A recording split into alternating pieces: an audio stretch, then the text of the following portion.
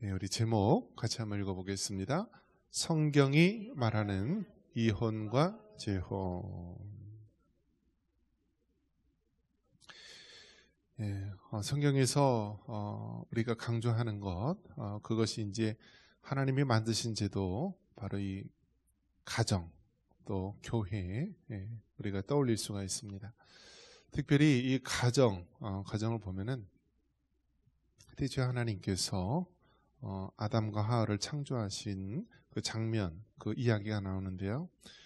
여기서 보면은 바로 하나님께서 주례자가 되시기도 하고 또 부모가 되시기도 하여서요. 바로 아담과 하와를 바로 부부가 되게 하시고 가정을 이루고 또 생육하고 번성하여 또 자손을 이룰 수 있도록 축복해 놓으신 것을 볼 수 있습니다. 그래서 성경에 보면은 이 가정을 봤을 때 하나님의 창조 질서 속에서 우리가 가정을 떠올리고 생각해야 합니다. 그런 면에서 봤을 때 우리는 그런 이야기를 많이 하죠. 부모님이 안 계시고 안 만났다면 오늘날 우리가 이 땅에 태어날 수 있었을까? 그러니까 그 모든 것들이 그 만남 속에서 또 가정을 이루고 또 그 안에서 생육하고 번성하게 되어서 오늘날 우리의 존재가 있기까지는 하나님의 신묘막측한 그런 계획과 또 인도 속에서 오늘까지 우리가 이어져 온 것입니다. 이것이 하나님의 창조 질서요. 또 하나님이 기뻐하시는 가정과 결혼 제도를 만드는 것이 우리에게 필요한 것입니다. 그런데 오늘날 우리가 마지막 때를 살아오면서요. 이러한 하나님의 창조 질서에 위배되고 또 정면으로 부딪히는 그런 많은 일들이 일어나게 됩니다. 먼저 요즘에는 이 젠더 운동이 일어납니다. 여러분, 이 젠더라는 말에 대해서 우리가 항상 경계를 해야 합니다. 성이란 말은요, 이 성평등이라는 말은 굉장히 위험한 말입니다. 위험한 말이에요. 우리 믿는 그리스도인들은 성평등이라는 말보다 무슨 말을 써야 되죠? 양성평등이라는 말을 써야 됩니다. 왜 그렇죠? 하나님께서는 남성과 여성을 만들었지 제3의 성, 또 다른 성을 만들지 않았기 때문입니다. 그래서 우리는 항상 이 용어 자체, 말 자체를 우리가 항상 신경 써서 양성평등을 이야기해야 합니다. 남성과 여성의 평등을 이야기해야 되지 하나님의 창조 질서를 또 어기는 그러한 동성애라든지 또 다른 것을 지지해서는 안 되는 것입니다. 그래서 이 가정이 깨어지는 그러한 일들이 계속 많이 일어나고 있는데요. 이제 그 TV에 나오는 방송인, 그 일본인 여자가 있었는데요. 한국에서 방송하는 그 일본 여자 방송인이 있었는데요. 결혼을 안 한 이 미혼이었는데요. 어느 날 자식을 갖고 싶다라고 해서요. 정작 기증을 받아서요. 아기를 낳았어요. 일본 가서 아기를 낳았어요. 그러니까 어떤 세상이냐면 여러분, 집에서 강아지를 키우고 싶으면 어떻게 하죠? 돈을 주고 사오고요. 또 키우죠. 근데 어느 날 아기를 키우고 싶어요? 그럼 어떻게 돼요? 요즘에 생판 누군지도 모르는 그러한 정자 기증, 그러한 또 때로는 이제 난자 기증을 받기도 하죠. 반대인 경우는 그렇게 받아서요 아이를 낳는다라는 거예요. 아이를. 그래서 심지어는 어느 나라에 봤더니요, 그 어떤 사람이 이 정자 기증을 해서 자기가 난 자식들이요 수백 명이 돼요. 수백 명.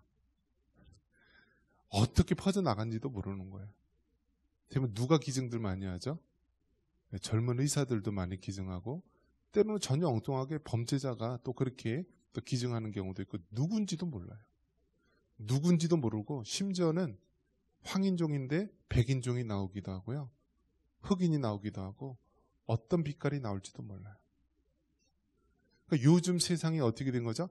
자녀를 낳고 싶으면은 정자나 난자를 기증받아서요. 인공수정을 통해서 자녀를 낳는 시대입니다. 또 이 성적인 쾌락을 위해서요.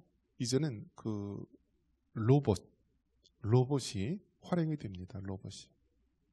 이 얼굴에다 고글 같은 걸 딱 쓰면은 가상 현실이 나오고요. 또 인공 로봇이라든지 또 인공 돌, 인형 같은 걸 만들어서요.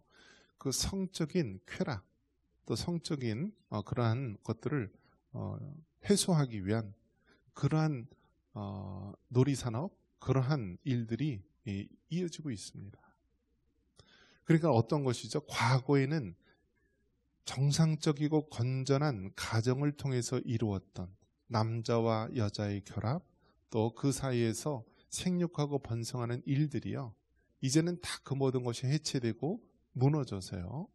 쾌락을 위해서 그러한 세상적인 방법으로 그것을 푸는 방법이 생겨나게 되고, 또 심지어는 생명조차도 그렇게 인공 수정을 통하여서 또 인공적인 방법을 통하여서 태어나게 됩니다. 과거에도 여러분 정말 이러한 시도들이 굉장히 많이 있었어요. 근데 그 당시만 하더라도 이 인간 윤리, 생명 윤리 이러한 것으로 통하여서 다 막았어요. 그리고 어느 어떤 생체 실험이라든지 어떤 이종 간 결합이라든지 이러한 시도들이 다 어떤 사회적인 분위기나 또 생명 윤리나 여러 가지 통해서 막았었는데요. 이제 오늘날 포스트 모던 사회에서는요. 그러한 것들이 아주 무질서하게 행해지고 있는 거예요. 무질서하게. 인간의 장기가 필요하니까 그것을 생명 그런 그 모체가 되는 그런 세포들을 짐승과 교배를 해서 그렇게 하는 것입니다. 그러면 사람의 장기를 돼지 그런 곳에다가 해서 인간의 장기를 만들었다라면 그 돼지가 사람의 장기를 가지고 있는 돼지가 사람입니까? 돼지입니까? 모르는 거예요, 여러분. 얼마나 끔찍한 일들이 많이 나올 수 있는 게 모릅니다.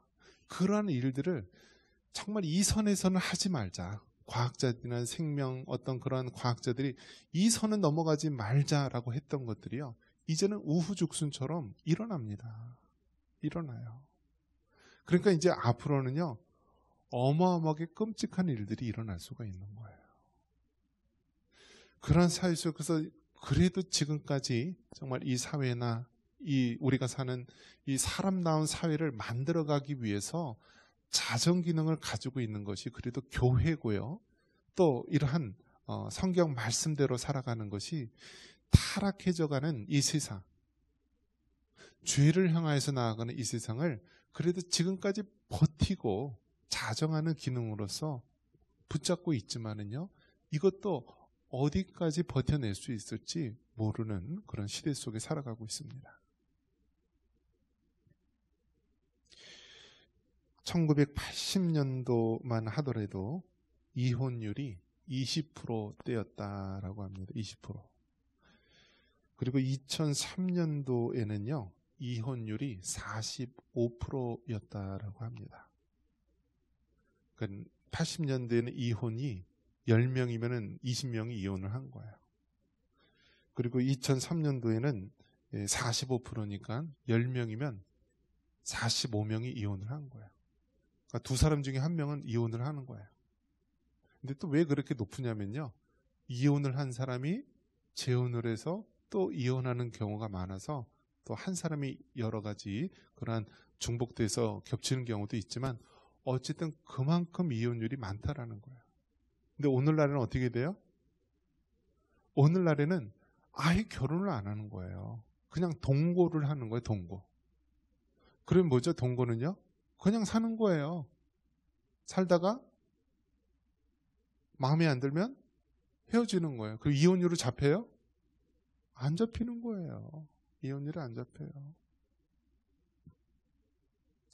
이러한 가운데 있으니까 정말 이 사회가 가정이 해체되고 깨어지는 경우가 너무나 많다라는 거예요. 이제는 그 통계조차도 잡히지 않는다라는 사실입니다. 그러니까 결혼을 했어야지 이혼율이 잡히죠. 아예 그냥 이혼을 그러니까 결혼을 안 하는 문화, 동거하는 문화, 그게 너무나 팽배해져 있다라는 사실입니다.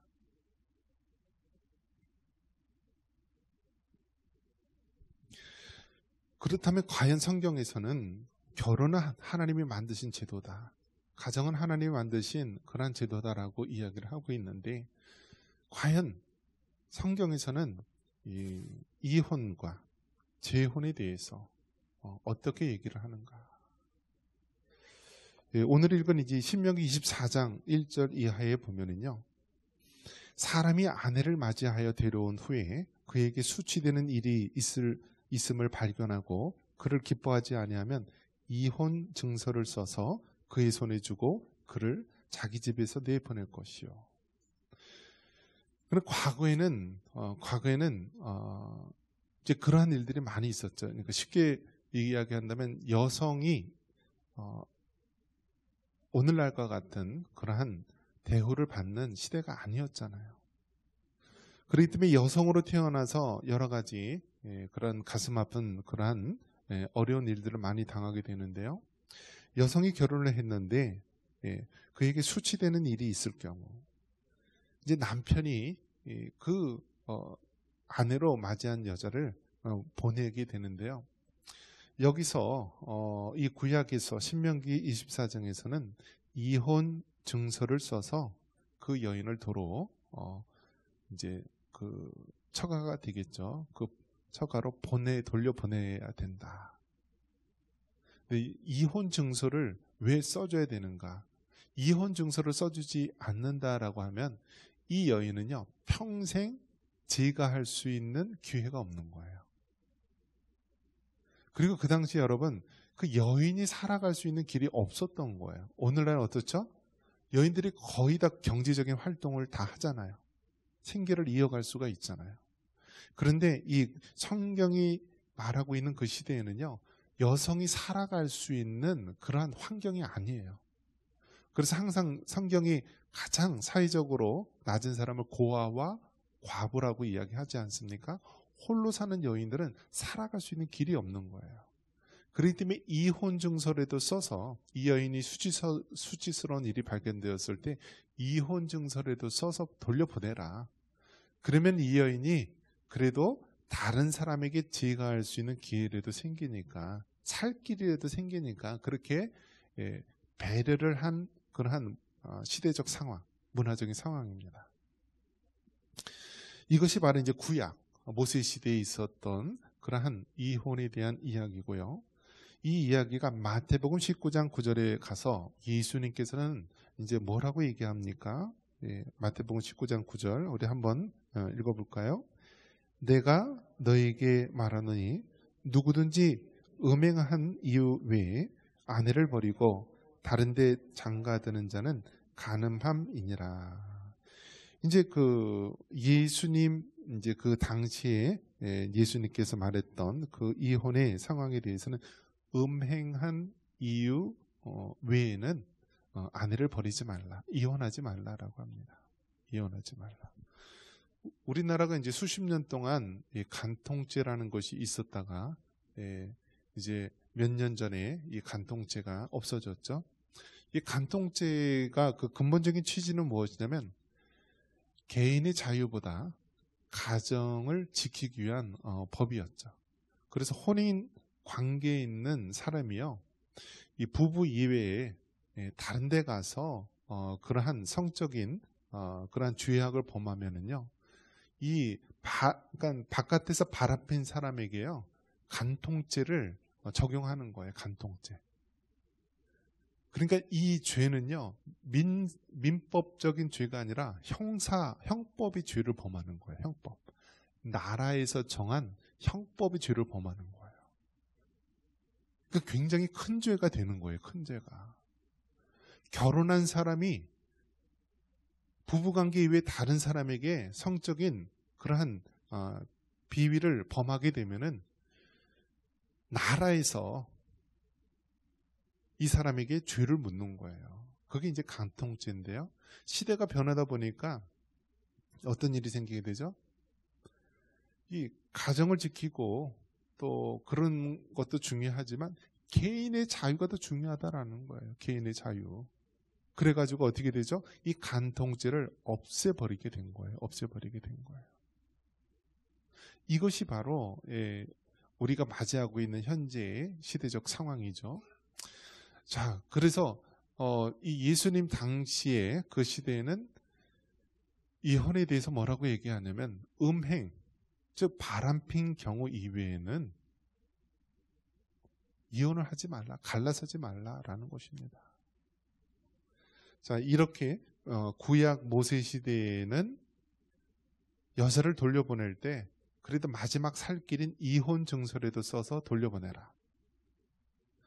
또 예수님 당시의 이혼에 대해서는 배우자가 이 음행한 이외에는 이혼해서는 안 된다. 그리고 이제 더 나가서 이제 사도 바울 시대가 나오게 됩니다.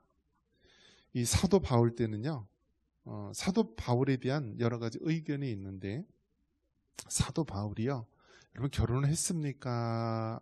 안 했습니까? 했을 것 같아요? 안 했을 것 같아요?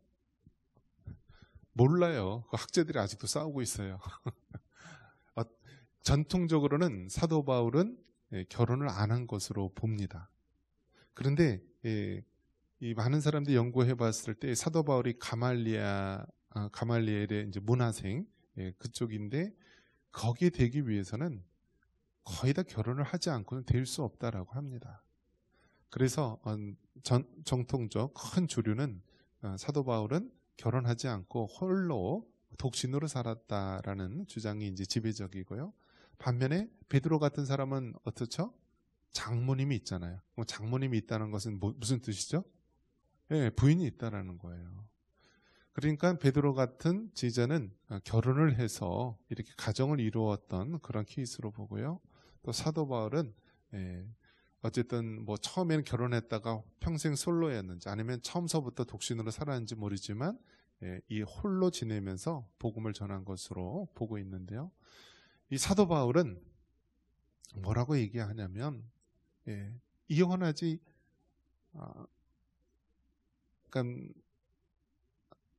자신과 같이 홀로 지내라. 만약에 이혼해서 홀로 사는 사람이 있으면은 그냥 그대로 홀로 지내라. 만약에 결합한다면 처음에 같이 살았던 그 사람과 다시 결합하든지 그렇지 않으면 그냥 홀로 지내라. 나와 같이 홀로 지내라. 이것이 이제 사도 바울의 이혼에 대한 이야기입니다. 그러면 오늘날 우리 시대로 돌아보면은요, 여러분 이제 목회자로서 보면은요, 어떤 일이 생기냐면은 세 가족이 옵니다. 아버지와 엄마, 부부가 있습니다. 자녀들이 있는데 자녀들 성이 달라요. 대부분 성이 누구 따라야 되죠? 아버지 성을 따라야 되는데 아버지 성이 아니에요. 그러면 어떤 가정이죠? 다시 재결합한 재혼의 가정이죠. 재혼의 가정. 근데 그런 가정이요, 뭐 그렇게 눈에 띄는 그런 경우도 있지만 그렇지 않은 경우가 무수히 많아요. 무수히. 장례를 치러 가는데요, 보니까 낳은 자식들이 아니라 아빠 쪽 따로 엄마 쪽 따로 자식이 있는 경우도 있고, 굉장히 복잡한 그런 가정의 형태를 이루고 있는 거예요. 그렇기 때문에 여러분, 우리가 초반에 얘기했듯이 80년대는 이혼율이 20%, 그 다음에 2000년대 초에는요 45%까지 이혼율이 올라갔는데요, 오늘날에는 아예 이혼보다 더 심각하게 동거로 인하여서 그 이혼율조차 수치를 잡을 수 없을 정도로 그렇게 문란한 시대가 되었다라는 사실입니다. 그러면 그리스도인은 다르냐? 그러면 성도들은 다르냐? 그러면 교회의 직분자들은 다르냐? 여러분 생각은 어때요? 세상 사람하고 교회하고 그 비율이 어떨 것 같아요? 우리 박나훈 집사님, 세상의 비율과 교회의 비율이 좀 다를까요? 예전에 이 청소년들 대상으로 어떤 조사를 했냐면요, 청소년들에게 이 혼전 순결, 성적인 어떤 그 순결함에 대해서 조사를 했는데 세상 사람들하고요, 교회에 있는 그 청소년들하고 그 성적인 순결함에 대한 조사를 했는데요. 차이가 없어요. 차이가 없어요. 교회 다니면 더 순결하고 교회 다니면 더 그거를 우리가 성경적인 질서를 지켜야 될 거라 생각하는데요. 차이가 없어요. 차이가. 똑같다라는 거예요. 똑같다. 자, 그러면 우리 믿는 그리스도인들 안 그럴까요? 안 그럴까요? 다 뒷조사 하면 어떻죠? 다 나와요. 다 나와요. 제가 목회를 하고 있는 현실에서도요. 어디가 좀 문제가 있대. 어디가 바람핀데. 심지어는 장례식장 갔는데요. 올바른 가정이 아니고요. 그냥 동거하는 가정이었고 또 심지어는 제3의 사람과 그런 바람난 그런 관계에 있고 너무너무 복잡해요. 무슨 뜻이죠? 교회라고 성도라고 좀 나으면 괜찮은데요. 그렇지 않다라는 거예요. 그렇지 않다.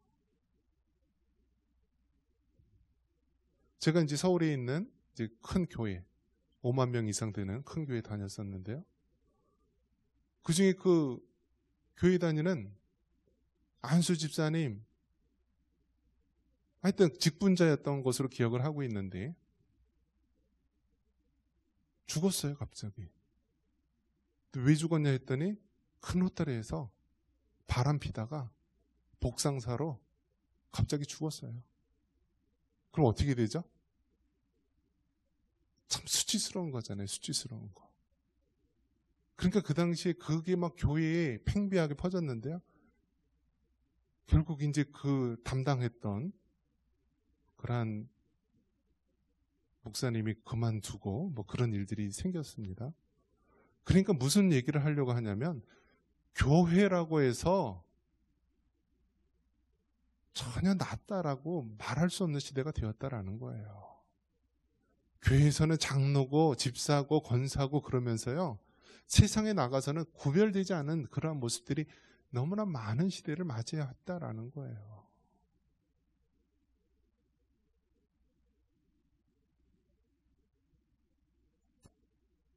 바로 이러한 상황 가운데서 성경은 뭐라고 얘기하냐면 그러면 어떻게 해야 되느냐. 하나님이 만들어 놓으신 이러한 제도, 가정제도, 결혼제도가 있는데 마지막 때 이렇게 정말 이혼과 또 이런 여러 가지 많은 일들이 일어나는데 그러면 어떻게 해야 되느냐. 한번 따라해 보겠습니다. 회개하고 바르게 살자. 만약에 그런 죄 지은 사람 다 나가시오. 예수님께서 만약에 이렇게 해서 너희 중에 죄 없는 사람 보고 돌멩이로 먼저 저 가늠하다 잡힌 여인 돌로 던지라 했을 때 어떻게 하죠? 결국은 예수님 외에는 다 떠나가고 없잖아요.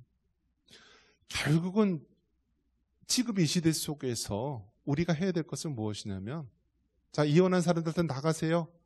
바람핀 사람들 다 나가세요. 뭐 했어요? 그러면 교회가 어떻게 돼요? 텅텅 비는 시대가 되는 거예요. 가슴 아픈 일이죠. 그런데 중요한 것은요. 우리가 예수님을 믿는 사람이라고 한다면 죄를 안 지을 수는 없지만 죄를 지었다면 그 죄 문제에 대해서 철저하게 하나님 앞에 회개하고요. 새 삶을 살아야 된다라는 거예요. 우리 그리스도인들이 살다가 이혼할 수가 있어요. 그러면 이혼한 이후에는요. 우리가 더욱더 회개하고 하나님이 창조하신 가정, 결혼을 내가 잘 지키지 못했다라고 하는 그런 하나님과의 언약, 하나님과의 약속을 보면서 회개해야 된다라는 거예요. 그리고 그 문제에 대해서 하나님 앞에 해결을 받고 그대로 혼자 지내든지 아니면 정말 또 하나님의 인도하심 속에서 재혼을 한다든지 해서 우리는 새로운 삶을 살아가야 된다라는 사실입니다. 이것이 지금 오늘날 우리가 닥친 현실이에요. 그나마 이 농촌교회, 시골교회는요. 모든 것이 다 노출이 돼서 우리끼리는 다 알지만은요. 도심에서는요. 이혼하고 재혼하고 성적인 비위, 바람피는 것, 그런 문제들이요, 모르는 얼마나 많은 일들이 교회 안에서 있는지 모릅니다. 말씀을 맺습니다. 가정, 결혼은 하나님이 창조하신 지도입니다. 하나님께서는 이를 통하여서 생육하고 번성하여 이 땅에 충만할 수 있도록 창조 질서 속에서 온 인류를 유지하게 하셨고요. 또 하나님께서는 이 부부관계를 통하여서 돕는 배필로서 우리가 평생 서로 도우며 살아갈 수 있도록 허락하신 것입니다.